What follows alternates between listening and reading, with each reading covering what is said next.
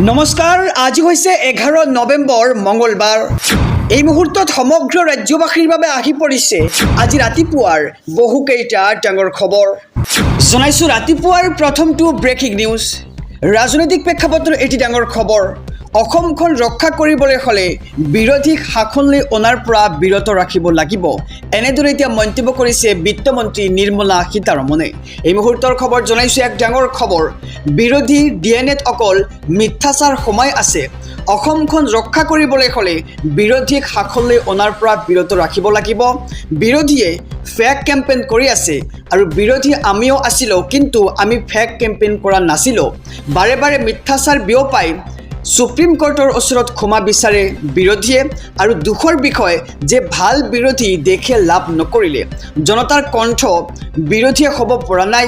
আৰু আমি জানো আমাৰ ভাল হ'ব, কিন্তু আমি বহি থাকিলে নহ'ব।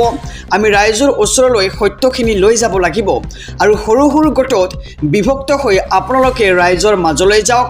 অকল কেন্দ্ৰ আৰু ৰাজ্য চৰকাৰে যোৱা 10 বছৰত কৰা কামৰ কথা কওক। বিৰোধীয়ে ঋণাত্মক কথা আনিব, সমালোচনা কৰিব অকল, আৰু বিৰোধীৰ কথাত কোনেও গুৰুত্ব নিদিব।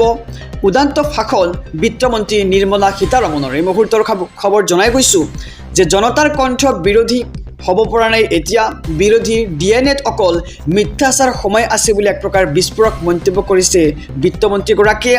অসমখন ৰক্ষা কৰিবলৈ হ'লে বিৰোধী শাসনলৈ অনাৰ পৰা বিৰত ৰাখিব লাগিব। সমগ্ৰ ৰাজ্যবাসীয়ে লাভ কৰিছে 117 টকাতেই দাইল, চেনি আৰু নিমখ, কিন্তু অহা 1 জানুৱাৰীৰ পৰা 100 টকাতে পাব আপুনি দাইল, চেনি আৰু নিমখ। আৰু এই ঘোষণা কৰিছে ৰাজ্যৰ মুখ্যমন্ত্ৰী ডক্টৰ হিমন্ত বিশ্ব শৰ্মাই। এক ডাঙৰ খবৰ জনাইছোঁ, ভাল খবৰ সমগ্ৰ ৰাজ্যবাসীৰ বাবে। 1 তাৰিখৰ পৰা 100 টকাতেই চাউলৰ লগতে পাব দাইল, চেনি আৰু নিমখ। আৰু নৱেম্বৰ ডিচেম্বৰত 117 টকাতে লাভ কৰিব মচুৰ দাইল, চেনি আৰু নিমখ। আৰু যিহেতু আজি সমগ্ৰ ৰাজ্যবাসীয়ে গম পাইছে যে আজিৰ দিনটোৰে পৰা ৰেচনৰ দোকানত আপুনি লাভ কৰিছে 3বিধ সামগ্ৰী, দাইল, চেনি আৰু নিমখ। আৰু আপুনি 117 টকা ভৰিবলগীয়া হৈছে, কিন্তু অহা 1 জানুৱাৰীৰ পৰা অৰ্থাৎ 2026 চনৰ পৰা আপোনালোকে 100 টকাতে লাভ কৰিব এই 3বিধ সামগ্ৰী। আৰু 10 পৰা 19 নৱেম্বৰৰ ভিতৰত সংগ্ৰহ কৰক আপুনি এইসমূহ সামগ্ৰী। আৰু জানুৱাৰীৰ পৰাই 100 টকাতে লাভ কৰিব দাইল, চেনি আৰু নিমখ। আৰু মুঠ 4বিধ সামগ্ৰী লাভ কৰিব ৰেচন কাৰ্ডৰ গৰাকীয়ে। আৰু বজাৰ দৰতকৈ কমকৈ লাভ কৰিব ৰেচন। জানুৱাৰীৰ পৰা প্ৰতি কেজি চেনি লাভ কৰিব মাত্ৰ 30 টকাত, যিটো আপুনি বৰ্তমান 38 টকাত ক্ৰয় কৰিব লাগে। আৰু তাৰপিছত আপুনি প্ৰতি কেজি মচুৰ দাইল লাভ কৰিব মাত্ৰ 60 টকাত, যিটো আপুনি এতিয়া 69 টকাত ক্ৰয় কৰিব লাগে।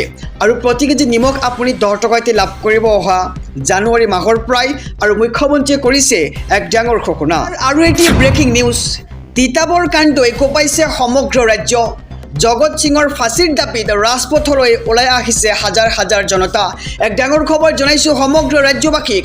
তিতাবৰ কাণ্ডই কঁপাইছে সমগ্ৰ ৰাজ্য। ছাত্ৰীৰ মৃতদেহ উদ্ধাৰৰ পিছতেই উত্তপ্ত হৈ পৰিছে তিতাবৰৰ পৰিস্থিতি। আৰু ৰাজপথলৈ ওলাই আহিছে তিতাবৰৰ জনতা। তিতাবৰৰ মূল চাৰিআলিৰ পথ সম্পূৰ্ণ বন্ধ কৰি দিছে ৰাইজে। আৰু জগত সিঙৰ ফাঁচীৰ দাবী সকলো ৰাইজৰ। আৰু পাতি লোৱা বৰদেউতাক জগত সিঙে কৰিছিল ভয়ংকৰ কাণ্ড। শৌচালয়ৰ টেংকিত উদ্ধাৰ হৈছিল 7মহীয়া অন্তঃসত্ত্বা যুৱতীৰ মৃতদেহ। আৰু 4 দিনে সন্ধানহীন হৈ আছিল অন্তঃসত্ত্বা যুৱতীগৰাকী। আৰু তিতাবৰ কাণ্ডই কঁপাইছে এতিয়া সমগ্ৰ ৰাজ্য। ছাত্ৰীৰ মৃতদেহ উদ্ধাৰৰ পিছতেই উত্তপ্ত হৈ পৰিছে তিতাবৰৰ পৰিস্থিতি। আৰু এটি ব্ৰেকিং নিউজ। ৰৈ ৰৈ বিনালেৰ পাইৰেচি কৰাসকলৰ বিৰুদ্ধে কঠোৰ হ'ব চৰকাৰ। দোষীৰ বিৰুদ্ধে লোৱা হ'ব কঠোৰৰ পৰা কঠোৰ ব্যৱস্থা।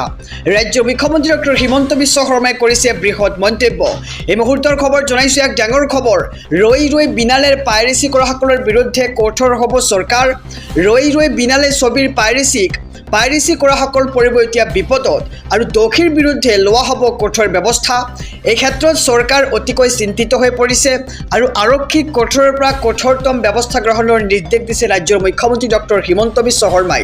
আৰু অসমৰ ৰাইজকো পাইৰেচি নকৰিবলৈ আহ্বান জনাইছে মুখ্যমন্ত্ৰীয়ে। আৰু কোনোৱে এই কাম কৰা বুলি আপুনি গম পালেই লগে লগে আপোনাৰ স্থানীয় থানাত খবৰ দিয়ক। আৰু লোৱা হ'ব কঠোৰৰ পৰা কঠোৰৰ পৰা কঠোৰ ব্যৱস্থা আৰু ৰৈ বিনালেৰ পাইৰেচি কৰাসকলৰ বিৰুদ্ধে কঠোৰ হৈ পৰিছে এতিয়া চৰকাৰ ৰৈ বিনালে ছবিৰ পাইৰেচি কৰাসকল পৰিব এতিয়া ভয়ংকৰ বিপদত আহিছোঁ অনেক খবৰৰ মাজলৈ ৰাজ্যবাসীৰ বাবে আৰু এটি ডাঙৰ খবৰ NRCত নাম অন্তৰ্ভুক্ত হোৱাসকলক কিয় দিয়া হোৱা নাই পৰিচয় পত্ৰ উচ্চতম ন্যায়ালয়ে চৰকাৰলৈ জাৰি কৰিছে জাননী এক ডাঙৰ খবৰ জনাইছোঁ সমগ্ৰ ৰাজ্যবাসীক NRCত নাম অন্তৰ্ভুক্ত হোৱাসকলক কিয় দিয়া হোৱা নাই পৰিচয় পত্ৰ উচ্চতম ন্যায়ালয়ে চৰকাৰলৈ জাৰি কৰিলে জাননী আৰু কিয় এওঁলোকক দিয়া হোৱা নাই পৰিচয় পত্ৰ তাক লৈ এতিয়া প্ৰশ্ন কৰিছে চৰকাৰক উচ্চতম ন্যায়ালয়ে আৰু উচ্চতম ন্যায়ালয়ত জমিয় উলেমা হিন্দ আৰু আমছুৱে দাখিল কৰা লেখ আবেদনৰ শুনানি অসমৰ NRCত অন্তৰ্ভুক্ত লোকসকলক পৰিচয় পত্ৰ প্ৰদানৰ বাবে দিয়া হৈছিল শুনানি আৰু শুনানিৰ অন্তত উচ্চতম ন্যায়ালয়ে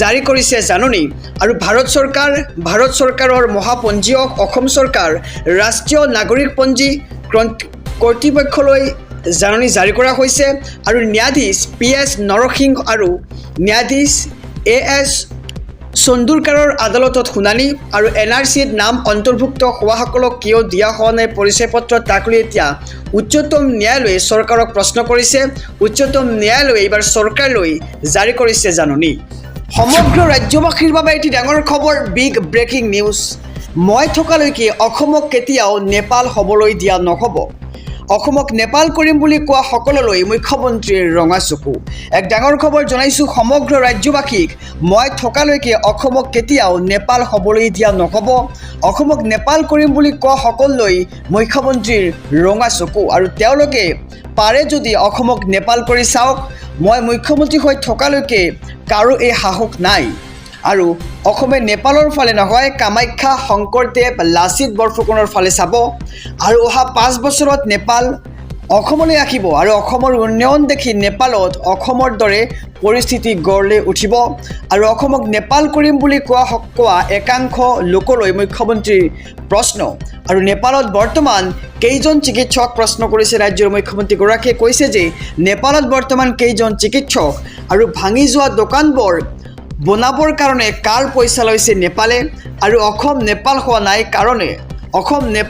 কাৰণে আজি অসমত লাখ লাখ যুৱক যুৱতীয়ে চাকৰি পাইছে আৰু মই থকালৈকে অসমক কেতিয়াও নেপাল হ'বলৈ দিয়া নহ'ব অসমক নেপাল কৰিম বুলি কোৱা সকলক মুখ্যমন্ত্ৰীৰ ৰঙা চকু আৰু তেওঁলোকে পাৰে যদি অসমক নেপাল কৰি চাওক এনেদৰে এতিয়া মুখ্যমন্ত্ৰীগৰাকীয়ে এক ডাঙৰ মন্তব্য আগবঢ়াইছে আৰু মই মুখ্যমন্ত্ৰী হৈ থকালৈকে কাৰো এই সাহস নাই আৰু অসমে নেপালৰ ফালে নহয় কামাখ্যা শংকৰদেৱ লাচিত বৰফুকনৰ ফালেহে চাব বিয়া পাতিলেই এবাৰেই পাতিব দুবাৰ তিনিবাৰ নহয় এবাৰতকৈ বেছি বিয়া পাতিলেই হ'ব 7 বছৰ পৰ্যন্ত জেল এই ঘোষণা কৰিছে ৰাজ্যৰ মুখ্যমন্ত্ৰী ডক্টৰ হিমন্ত বিশ্ব শৰ্মাই জনাইছোঁ খবৰ এক ডাঙৰ খবৰ সমগ্ৰ ৰাজ্যবাসীৰ বাবে বিয়া পাতিলেই এবাৰে পাতিব দুবাৰ বা তিনিবাৰ নহয় এবাৰতকৈ বেছি বিয়া পাতিলেই হ'ব 7 বছৰ পৰ্যন্ত জেল আৰু 7 বছৰ পৰ্যন্ত জেল হ'ব দ্বিতীয় আৰু তৃতীয় বিবাহ কৰিলে আৰু অসমত বহু বিবাহ বন্ধ কৰিবৰ বাবে আহি আছে নতুন বিধেয়ক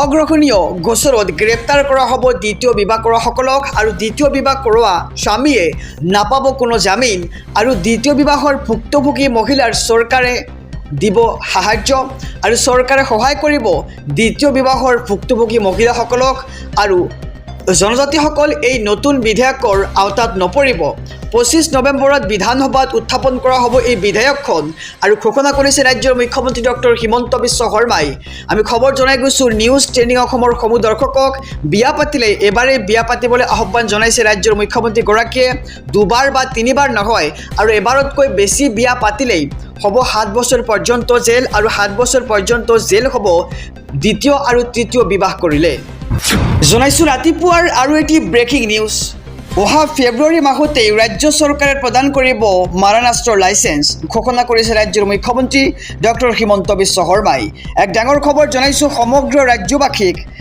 স্পৰ্শকাতৰ এলেকাত ফেব্ৰুৱাৰী মাহত প্ৰদান কৰা হ'ব মাৰণাস্ত্ৰৰ লাইচেন্স আৰু নিৰ্দিষ্ট সংখ্যক লোকেহে পাব এই লাইচেন্স আৰু মাৰণাস্ত্ৰৰ লাইচেন্সৰ বাবে আবেদন কৰা বহু লোক আছে আৰু আবেদন কৰা সকলোৱে নাপাব এই মাৰণাস্ত্ৰৰ লাইচেন্সখন। যোগ্য আবেদনকাৰীৰ বাবে চলি আছে পৰীক্ষণ আৰু প্ৰথম পৰ্যায়ৰ লাইচেন্স লাভ কৰিব অহা ফেব্ৰুৱাৰী মাহত আৰু স্পৰ্শকাতৰ এলেকাত ফেব্ৰুৱাৰীত প্ৰদান কৰা হ'ব মাৰণাস্ত্ৰৰ লাইচেন্স আৰু নিৰ্দিষ্ট সংখ্যক লোকেহে পাব এই মাৰণাস্ত্ৰৰ লাইচেন্সখন।